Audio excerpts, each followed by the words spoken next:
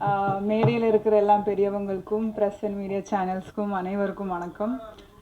நான் ரக்ஷனா. மருதம் என்னோட செகண்ட் படம். ரொம்ப ரொம்ப சந்தோஷமாக இருக்கேன். கடவுளுக்கு ஒரு பெரிய நன்றி. என்னை சப்போர்ட் பண்ண என்னோடய ஃபேமிலி அண்ட் ஃப்ரெண்ட்ஸுக்கும் ரொம்ப ரொம்ப நன்றி. என்னை தேடி என்னை நம்பி எனக்கு இந்த சான்ஸ் கொடுத்த கஜேந்திரன் சார் டைரக்டருக்கு sir thank you so much for this opportunity. Sir first கதை சொல்லும்போது நான் வந்து ஆக்சுவலி எல்லோரும் கேட்குற ஒரு கேள்வி தான், எப்படி நீங்கள் ஒரு அம்மாவாக நடிக்கலாம் செகண்ட் படத்துலேயே வந்து. அதோட ஆன்சர் நான் அப்புறமா சொல்லிக்கிறேன். ஃபஸ்ட்டு நான் சார் பற்றி சொல்லணும். சார் வந்து எஸ்ஆர்எம்ல ப்ரொஃபஸர். சத்தியமாக நான் நினச்சேன் சார் ரொம்ப ஸ்ட்ரிக்டாக இருக்க போகிறாங்க, அடிக்கலாம் போகிறாங்க, திட்ட போகிறாங்க, என்னென்னமோ பண்ண போகிறாங்கன்னு. ஆனால் பட் சார் வந்து எனக்கும் சாரோட பாண்ட் வந்து ரொம்ப வேறு மாதிரி இருந்துச்சு. என்னென்னா எப்படின்னா, எனக்கு ஏதாவது சீனில் எப்போவுமே நான் கன்ஃபியூஸ்டாக தான் இருப்பேன். ஆனால் எனக்கு ஏதாவது கன்ஃபியூஷனில் ஏதாவது டவுட் இருந்துச்சுன்னா நான் சார்கிட்ட கேட்க மாட்டேன். ஒரு மாதிரி இப்படியே சாரை பார்ப்பேன். சார் எப்படின்னு தெரியாது, அது கண்டுபிடிச்சிருவாங்க. ஏதோ டவுட் இருக்குதுன்னு சொல்லி அப்படியே வந்து எனக்கு திரும்பவும் வந்து எல்லாமே எக்ஸ்பிளைன் பண்ணி தருவாங்க. And he made me feel really comfortable. Thank you so much sir. Also thanks to the producer Aroor private limited for giving me this opportunity. அப்புறம் விதாத் சார், சத்தியமாக செகண்ட் படத்துலேயே வந்து இந்த மாதிரி ஒரு சீனியர் ஆக்டர் கூட நடிக்க வாய்ப்பு கிடைக்கும்னு நான் கனவுல கூட பார்க்கல. But I am so grateful. He's an amazing actor on screen and off screen. சாரோட கிராஃப்டை தனியாக நம்ம இங்கே இருந்த பிஹைண்ட் த கேமரா நின்று பார்க்கும்போது அது ரொம்ப ரேராக இருக்கும். It's a beautiful experience. Sir கூட நடிக்க வாய்ப்பு கிடைச்சதில் I am so happy. And sir is an literally amazing ஆக்டரை நான் சொல்ல வேணாம். So thank you so much sir. அப்புறம் இதில் ஒர்க் பண்ண டிஓபி சார், ரொம்ப விஷுவல்ஸ் எல்லாம் ரொம்ப அழகாக இருக்கும். அந்த சின்ன ஊரை ரொம்ப அழகாக எடுத்திருப்பாங்க. And I love the visuals. Thank you so much sir. இதில் ஒர்க் பண்ண எல்லா technicians, light department, camera department, assistant directors எல்லாருக்கும் great hats off and thank you. ஏன்னா நம்ம இந்த படம் வந்து வெள்ளூரில் எடுத்தோம், சம்மரில் எடுத்தோம். எல்லாருக்கும் தெரியும் வெயில் எப்படி இருக்கும்னு. ஐயோ, அந்த வெயிலில் எல்லாரும் அவ்வளோ ஹார்ட் ஒர்க் பண்ணியிருக்காங்க. ஸோ அவங்க எல்லாம் இல்லைன்னா இந்த படம் கண்டிப்பாக இல்லை. So thank you so much to all of them. And of course music sir, music director. ஐயோ சார், என்ன சார், சான்ஸே இல்லை சார். ரொம்ப அழகாக இருக்குது. It's so beautiful. சாங்ஸ் எல்லாம் கேட்கும்போது என்ன சொல்கிறது, நம்ம படத்தில் என்ன இமோஷன்ஸ் கன்வே பண்ணியிருக்கோ அது சார் வேறொரு லெவலுக்கு எலிவேட் பண்ணியிருக்காங்க. அந்த emotions with his music and மேஜிக்கெலாம் இருந்துச்சு sir. Thank you so much. So coming back to the question, நீங்கள் எப்படி அந்த செகண்ட் படத்துலேயே ஒரு அம்மா கேரக்டர் பண்ணலாம்? ஸோ எனக்கு தெரிஞ்சு இது வந்து இங்கே இருக்கிற ஸ்டீரியோ டைப்பு தான் நான் நினைக்கிறேன். நிறைய ஆக்டர்ஸ் அண்ட் ஆக்ட்ரஸஸ் இது ஃபேஸ் பண்ணுறாங்க. ஆக்டர்ஸ் அண்ட் ஆக்ட்ரஸஸ் மட்டும் இல்லை, நம்ம சொசைட்டியில் இந்த மாதிரி வேறு மாதிரியான நிறைய ஸ்டீரியோ டைப்ஸ் இருக்குது. ஸோ இதெல்லாம் உடச்சிட்டு வேறு மாதிரி ஒன்று பண்ணணும்னு நினைக்கிற ஒரு ஆள் நான். ஸோ அதே மாதிரி சொல்லும்போது, அம்மானு சொல்லும்போது எல்லாருக்குமே ஒரு இமோஷன். ஸோ அப்படி வரும்போது நான்லாம் வந்து என்னோடய அம்மா மட்டும்தான் பார்த்து வளர்ந்துருக்கேன். இந்த ஊரில் இருக்கிறவங்க எப்படி அவங்கள குழந்தைய பார்த்துக்கிறாங்க, எப்படி டெய்லி பேசிக் ஆக்டிவிட்டீஸ் எல்லாம் பண்ணுறாங்க, எதுவுமே எனக்கு தெரியாது. நான் வந்து சிட்டியில் பிறந்து வாழ்ந்து இருக்கிற ஒரு பொண்ணு. ஸோ எனக்கு அது பெரிய ஒரு சேலஞ்சாக இருந்துச்சு. எனக்கு மதர்ஹுட்னு சொல்கிற அந்த பியூரான கான்செப்ட் வந்து இந்த வயசில் எக்ஸ்ப்ளோர் பண்ணணும்னு இருந்துச்சு ஆஸ் அன் ஆக்டர். எனக்கு அது பெரிய ஒரு வாய்ப்பு. இதில் இந்த படத்தில் எனக்கு அது பண்ண பர்ஃபார்மன்ஸும் இருந்துச்சு, ஸ்கோப்பும் இருந்துச்சு. அது மட்டும் இல்லை, ஸ்டோரி ரொம்ப அழகாக இருந்துச்சு. And I wanted to be a part of this film. And Marutham ஒரு சின்ன விஷயம் ரொம்ப பியூட்டிஃபுல்லி, ரொம்ப சினிமேட்டிக்லி அண்ட் கமர்ஷியலி எடுத்திருக்காங்க. And I am so grateful to be a part of this film. கண்டிப்பாக எல்லோரும் October 10th தியேட்டரில் வந்து பார்க்கணும். எங்களை எல்லாரும் சப்போர்ட் பண்ணணும். தேங்க்யூ, நன்றி.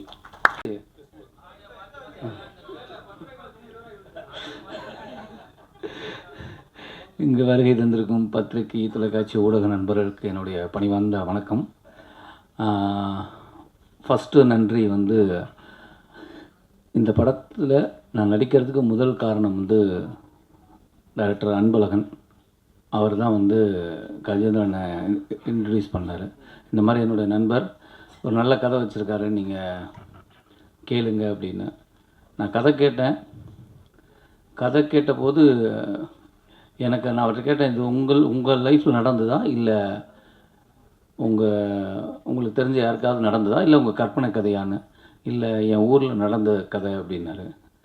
என்னுடைய நண்பருக்கு நடந்ததுன்னு. அப்போ நான் லொக்கேஷன் பார்க்கும்போது அந்த நபரையும் சந்தித்தேன். இது ஒருத்தரை சார்ந்து இல்லை, மொத்தம் அங்கே ஒரு 3-4 பேரை சந்தித்தோம். 3-4 பேரை சந்தித்த போது அவங்க அதோடு வாழ்கிறது எனக்கு ரொம்ப ரொம்ப கஷ்டமாகவே இருந்தது. அப்போ இந்த படம் கண்டிப்பாக சொல்லணும் அப்படின்னா நாங்கள் படம் முடிச்சிட்டோம். இது வெறும் வடார்காடு மாவட்டத்தில் இருக்கிற ராணிப்பேட்டை பக்கத்தில் இருக்கிற ஒரு கிராமத்தில் மட்டும் நடக்கலை, இது ஆல் ஓவர் இந்தியாவில் நடக்குது.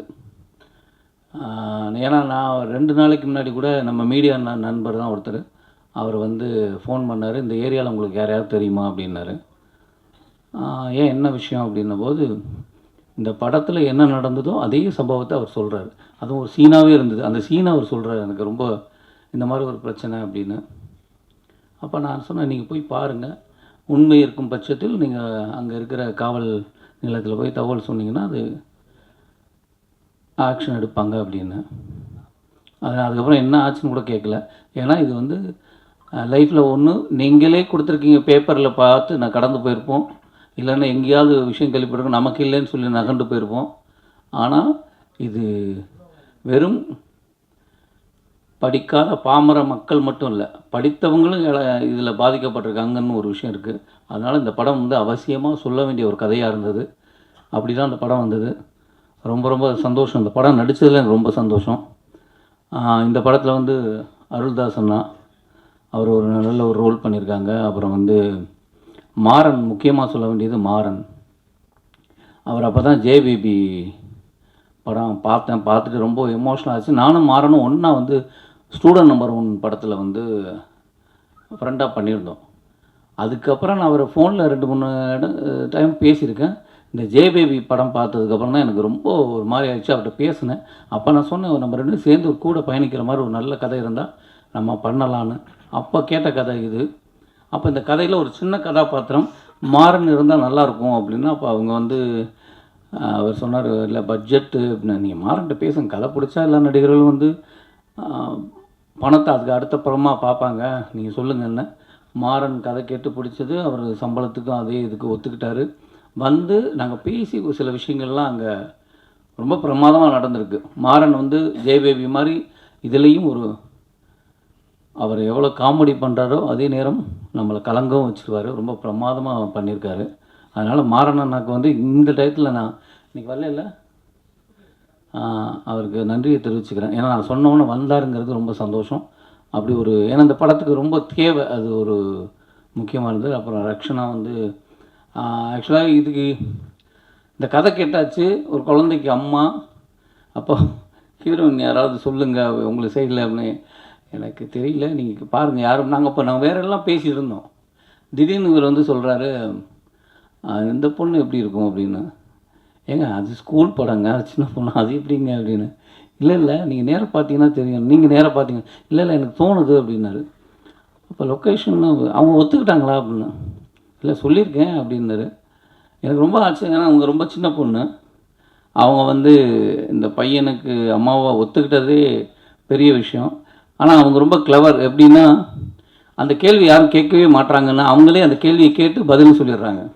ரொம்ப க்ளீனாக வந்து 2வது படத்துலேயே நான் தாயார் நடிக்கிறது அப்படின்னு யாராவது கேட்பீங்க, இதுக்கு முன்னாடி இன்டர்வியூவில் யாராவது கேட்பேன்னா நீங்கள் கேட்குறீங்க அப்படின்னு அவங்க அந்த கேள்வியும் கேட்டு அதுக்கு ஒரு பதிலையும் சொல்லிடுறாங்க. ரொம்ப ஏன்னா அந்த தாட் இருக்குல்ல, ஆக்டிங்க்கு வந்து நம்ம ஆக்டர் அவ்வளோதான், அது இந்த இதுதான் பண்ணணும் அதுதான் பண்ணல, ஆக்டர் நம்ம பிடிச்சிருந்தா பண்ணணுங்கிற ஒரு விஷயம். அவங்க வந்து அவங்க அப்பா அவங்க அம்மா எல்லாம் வந்திருந்தாங்க.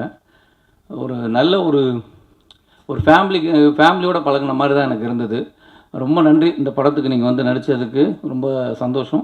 கண்டிப்பாக இது இந்த படம் வந்ததுக்கப்புறம் எழுதுவாங்க, உங்களை பற்றி எல்லாருமே பேசுவாங்க. ரொம்ப அற்புதமாக பண்ணியிருக்காங்க. அப்போ ரொம்ப எங்களையெல்லாம் விட அந்த பையனை சொல்லணும். அது இயக்குனருடைய பையன். ஆக்சுவலி வந்து எல்லாம் குழந்தை நட்சத்திரத்தை கூட்டு வந்து நடிக்க வச்சோம்னா, அது என்ன இருந்தாலும் அதில் ஒரு ஒரு ஒரு கட்டமைப்பு இருக்கும், ஒரு கிளாரிட்டி இருக்கும். இப்படி பேசணும் இப்படி பேசணுங்கிறது ஒன்று தெரியும்.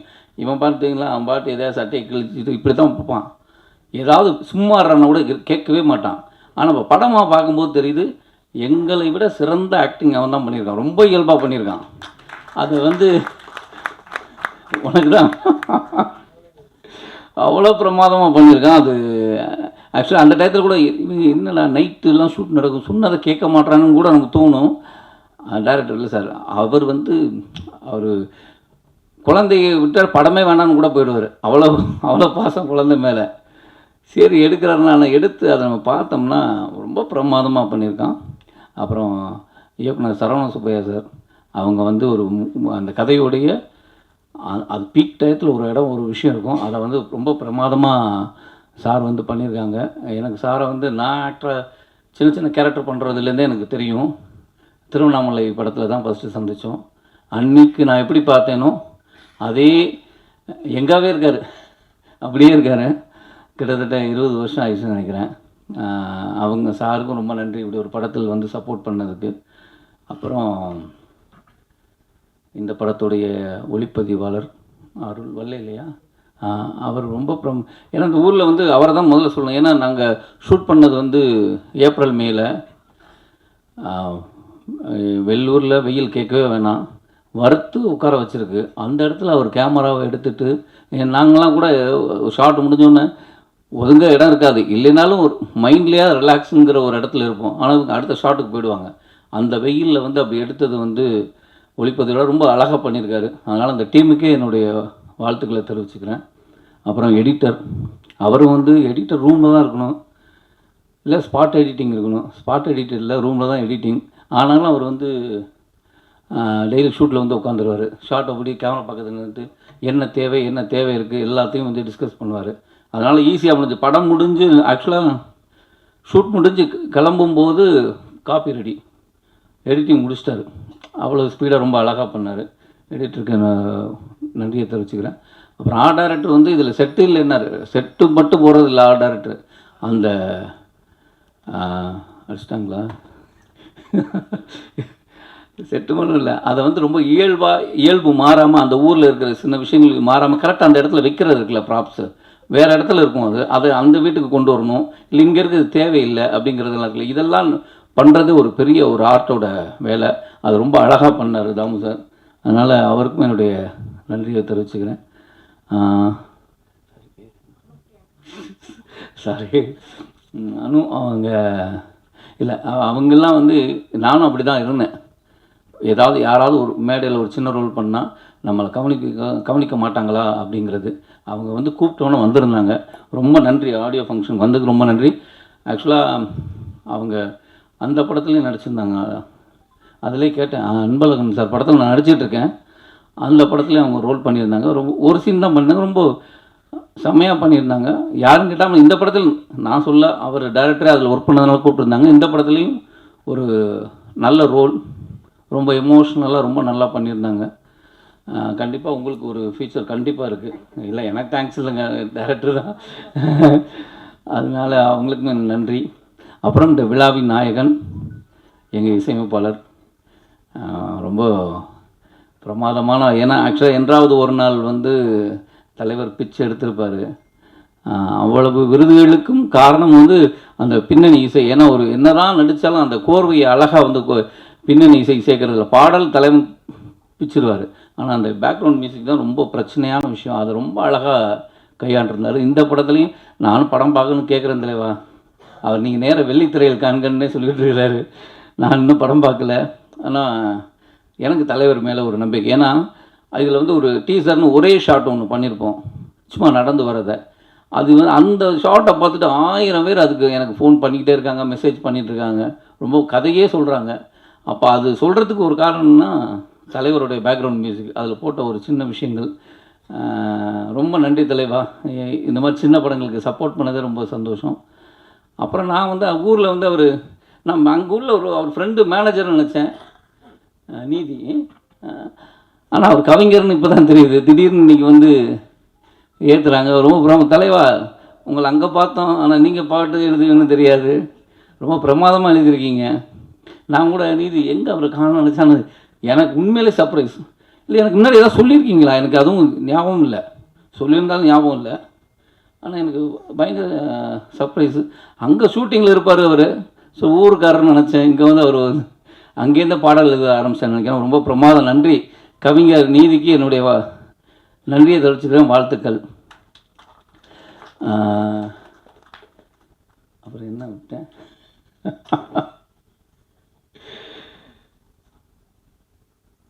அதெல்லாம் தலைவர் தான் விட்டார். ஏங்க உங்களை விட்டுட்டேங்க. அவர் பக்கத்தில் சொல்கிறார். அதான் அவர் வந்து ஊமையாக சொல்கிறார், இந்த பேரை விட்டேன், டைரக்டர்ப்பா, டைரக்டர் என்ன சொல்லு அப்படின்னு. ஏன்னா ரொம்ப அற்புதமான ஒரு கதை. அது வந்து என்னென்னா, ஆக்சுவலி எனக்கு சில பண்ணும்போது எனக்கு நான் எந்த வசதியும் அந்த படத்தில் வந்து கேட்கலை, அவங்களும் இல்லைன்னு சொல்லலை, ஆனால் நடந்துருச்சு. நான் வந்து இதெல்லாம் வசதியாக இருக்கணும். ஏன்னா மாறன் வந்த அன்றைக்கி ஒன்று சொன்னார், நீலாம் பழைய பிசியா அப்படின்னாரு. என்னங்க சொல்கிறேன், சினிமா எப்படி மாறிடுச்சு, இன்னும் 35 வருஷத்துக்கு பின்னாடி இருக்கீங்க. என்ன அப்படின்னா, ஒரு ஷூட்டிங் சொல்லிட்டு 4 பேர் இருப்போம், அங்கே வச்சு போயிட்டுருக்கோம், எந்த வசதியுமே கிடையாது. நான் சொன்னேன், இந்த ஊரில் என்ன வசதிங்க கொண்டு வர முடியும் பாருங்கள். எனக்கு இல்லை, இன்றைக்கி லொக்கேஷனே மாற்றிருக்கலாம்ல, ஏங்க கதை இந்த ஊரில் நடக்குது, அதான் இருக்கணும். ஐயோ, நாங்கள் எங்களுக்கு ஷார்ட் முடிஞ்சால் ஒரு கயிற்றுக்கட்டில் போட்டு உட்காரணும். அது இப்போல்லாம் அப்படி இல்லை. அது வந்து நம்ம ரெஸ்ட் ரூம் போகணும்னா இங்கேருந்து பைக் எடுத்துக்கிட்டு எங்கேயாவது போகணும். ஏன்னா இப்போ எங்கேயாவது ஓரமாக போகலான்னு வச்சுங்களேன், அங்கே பார்க்குற ஒரு 10 பேர் அவர் நடிகர் இல்லை அப்படின்னு உட்காந்து நம்ம பக்கத்தில் நிற்பா, நம்ம பின்னாடியே போனால் பின்னாடியே வருவாங்க. அது ஒரு பிரச்சனை இருக்குது.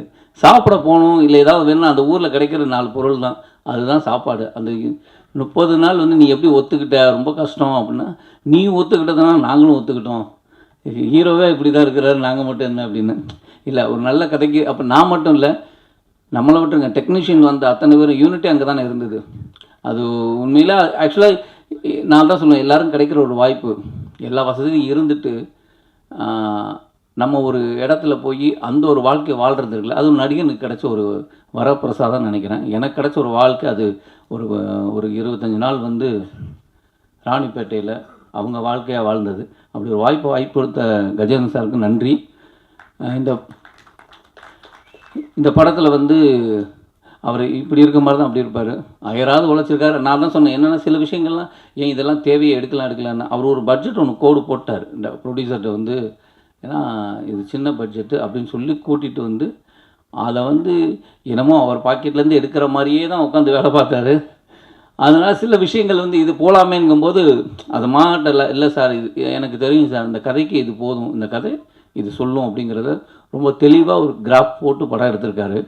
கண்டிப்பாக இந்த படம் வந்து என் லைஃப்பில் என் வரிசையில் நல்ல படங்களில் இந்த படம் ஒன்றா இருக்கும். ஆனால் இது வந்து எனக்கு வியாபார ரீதியாக அது பெருசாக இருக்கணும். ஏன்னா இந்த அர்பர் ப்ரைவேட் லிமிடெட் வந்து இதுக்கு அடுத்து, ஏன்னா இந்த கம்பெனி வந்து எனக்கே 2-3 கதைகள் சொல்லியிருக்கு, எனக்கு இல்லை, இவங்கள்ட்ட 2-3 கதைகள் இந்த மாதிரி யதார்த்தமாக உண்மை சம்பவங்களை வச்சுருக்காங்க.